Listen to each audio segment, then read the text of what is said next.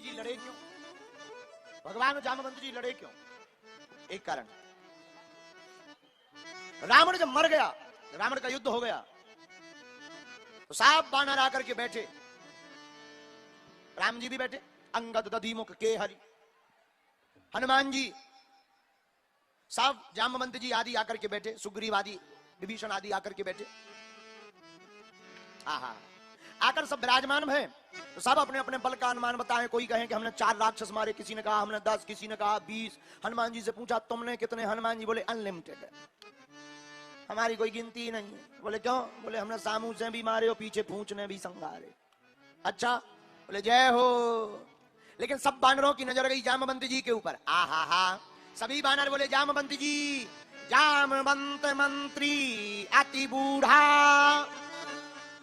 ये जामवंत जी महाराज, आप तो बूढ़े हो गए, आपने खाता खोलो, आपको श्री गणेश भाव, एक आध राक्षस मरो। जामवंत जी बोले हमने नहीं मारा एक भी। सब बानर हंसने में लगे, भैया बुढ़ापे में ज्यादा दम नहीं होता है, बुढ़ापा तो देखने योग्य ही होता है, सिर्फ दर्शन करो जय जय सीताराम। जामवंत जी को बड़ा बुरा लगा, राम जी की तरफ देख के बोले देखो सरकार, हमारी कितनी हंसी हो रही है आपके रहते। भगवान बोले कोई बात नहीं, ज्यादा टेंशन मत लो, चिंता में मत रहो, एक काम करो। बोले क्या? इनको हंस लेने दो। दुनिया वाले तो लोगों की असफलता पर हंसते ही हैं, लेकिन जो राम जी के हृदय में बसते हैं वो असफल होने के बाद सफल होते ही होते हैं। असफलता बुरी नहीं है, हार जाना बुरा नहीं है, लेकिन हार मान जाना बहुत बुरा है। हारना बुरा नहीं है, हार करके जो जीतने के लिए फिर चल पड़ता है वो हारते हुए भी जीत जाता है? कई लोग यहां ऐसे बैठे जो सोच रहे कि हार गए। जैसे एक कथा बताते हैं आपको, 2 भाई थे सगे, पिताजी के पास में एक भैंस एक कंबल। पिताजी मरने लगे तो दोनों भाइयों को कह गए ये अच्छे से रखना, अच्छे से रहना। पिताजी मर गए, बड़ा भाई होशियार, छोटा भाई भोला भाला। तो जब पिताजी मर गए तो बड़े भाई ने कहा देखो भाई, हम लफड़ा नहीं चाहते हैं, बंटवारा कर लो। बोले क्या करें? बोले एक काम करते हैं। बोले क्या? बोले भैंस एक, कंबल एक, हम 2, बंटवारा ऐसे करते हैं। तो बड़ा भाई बड़ा चतुर, बोले सुनो, आगे का हिस्सा भैंस का तुम्हारा, पीछे का हमारा, क्योंकि हम बड़े हैं, हम पीछे ले लें, तुम छोटे हो, आगे ले लो, आगे आगे। बोले कंबल? बोले कंबल का बंटवारा ऐसे। बोले दिन में तुम्हारा, रात को हमारा। अब भैंस को चराए तो छोटा भाई दिन भर, दूध खाए बड़ा भाई। कंबल, कंबल में ठंडियों में सोए रात भर भाई बड़ा भाई, और दिन में सोता कौन है? तो ये दिन भर ले बैठे रहे, दिमाग खराब। लेकिन एक महात्मा की संगत मिल गई तो महात्मा ने कान में एक मंत्र दे दिया, बोले इस मंत्र का प्रयोग करना, तुम्हारी समस्या का हल।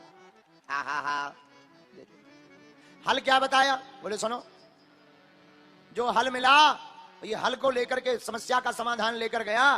बड़ा भाई दूध लगाने बैठा, सोई इसने लठ उठा करके भैंस के मुंह में लगाना शुरू कर दिया। बड़ो भाई बोलो ये क्या है? बोले पीछा तुम्हारा, आगे का हिस्सा हमारा, हम कुछ भी करें तुम्हें क्या लेना देना। अब आप विचार करो, भैंस में आगे लठ घले हुए, पीछे वाले की का दुर्दशा भाई हुई है। हाँ फेंक लो फेंक लो फेंक लो बेटा, जब फेंक जाए तो बताइयो हमें, सुबह हम कथा शुरू कर दी। जय हो जय हो जय हो जय हो जय हो। पिबाओ पानी पिबाओ, अपनी कथा है, पिबाओ, जो लेजिया ठीक करवा लो, पिबाओ पानी, पिबाओ पिबाओ। बोतल भी फेंको, टैंकर ले आओ एक जन, टैंकर टैंकर ले आओ, टैंकर टैंकर। कथा में नहीं प्यास बुझ रही इनकी, उठा ले आओ टैंकर। बट गए बेटा? जब बट जाए तो बताइए, ऐसे हाथ खड़े कर दीजिए, फिर हम कथा शुरू करेंगे।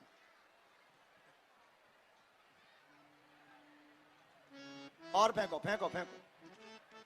जय हो बजरंग बली।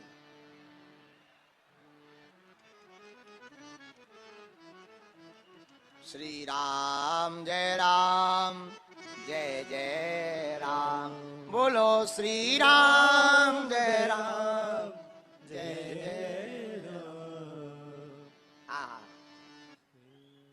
बड़े भाई ने कहा कि आप ये भैंस को लठ क्यों मार रहे? छोटा बोला पीछे का हिस्सा तुम्हारा, आगे का हमारा, हम कुछ भी करें। बड़ा भाई समझ गया किसी ने ज्ञान दे दिया है। अब रात को कंबल बड़ा भाई सो के लेकर के सोया। सुबह हुई, लो अब तुम्हारी बारी आई।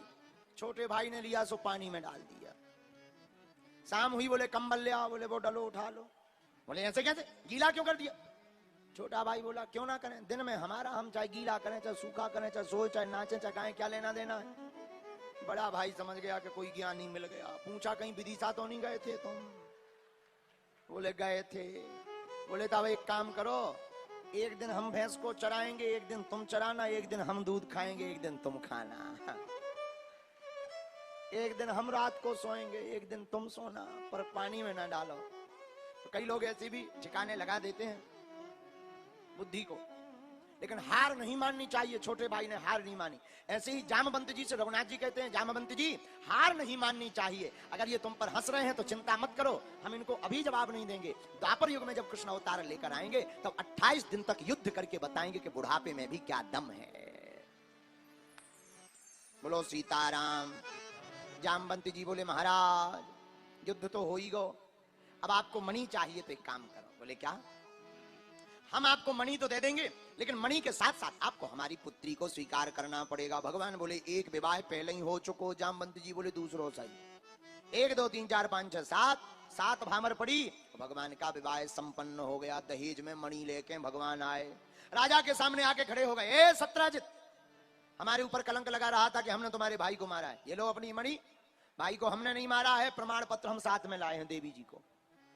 राजा बड़ा लज्जित हुआ, राजा को बहुत लज्जा आई। राजा ने चरण पकड़ के कहा महाराज अब मणि हमको भी नहीं चाहिए। बोले फिर? बोले महाराज अब तो हमारे एक ही उपाय है हमको क्षमा करने का। हमारे पास भी एक बिटिया है। क्या नाम है? महाराज हमारी बेटी का नाम है सत्यभामा, आप उसको स्वीकार करो और हमसे दहेज में मणि ले लो। भगवान बोले 2 हो चुके। राजा बोलो एक और सही। 1 2 3 4 5 6 7 भामर पड़ी भगवान का। तीसरा विवाह सत्यभामा जी के साथ संपन्न हो गया। बोलो द्वारकाधीश की। अब चौथा सुनो। भगवान एक बार अर्जुन के साथ, डबलिंग कम करें, अर्जुन के साथ में घूमने के लिए गए। यमुना जी के किनारे घूम रहे थे भगवान। इतने में देखा कि एक देवी जी ध्यानस्थ बैठी हैं। अर्जुन जी से कहा भगवान ने जाओ पूछो किस लिए बैठी हैं। अर्जुन जी गए, कौन हो देवी, किसका ध्यान कर रही हो? तो वो देवी जी हाथ जोड़ करके बोली अहम देवस्य सवितुर्दुहिता पति मिच्छति विष्णुं वरेण्यं वरदं तपः परमं स्थिता। महाराज मैं सविता की दुहिता हूं, मेरा नाम है कालिंदी। भगवान विष्णु को, ठाकुर जी द्वारकाधीश को मैं पति के रूप में पाना चाहती हूँ।